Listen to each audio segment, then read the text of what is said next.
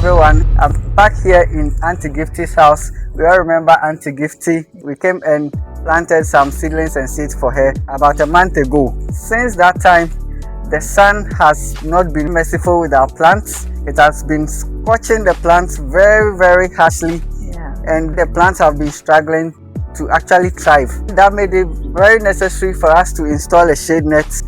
Finally, we are here to install a shade net. It's a 50% shade net, which means that it's able to filter 50% of the sun, and that will allow most of the crops here to grow under optimum condition.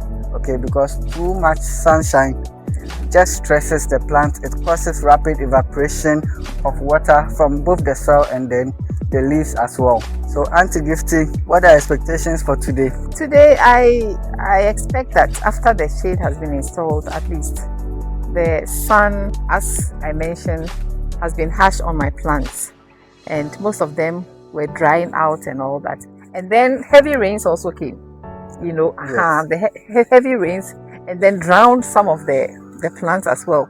So with this shade, it will give some balance. That's very true, because the shade net, apart from filtering the sun, would also help such that when there is heavy rainfall, it is not going to beat down on the plants and also cause some erosions here and there on the soil. So the last time we were able to salvage some of the plants when we came and we applied some mulching materials.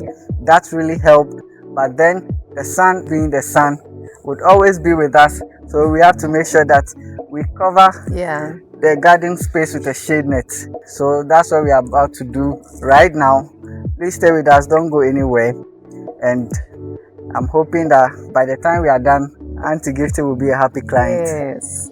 I brought in my welder to have the metal fixed for the nets to be put on. So this is it. We have it from this end to the other end. And after this is done, we'll extend it to the other side so that we can have some shade for the other plants as well. Okay. So this is the metal that has been. Yes, this is the metal framework.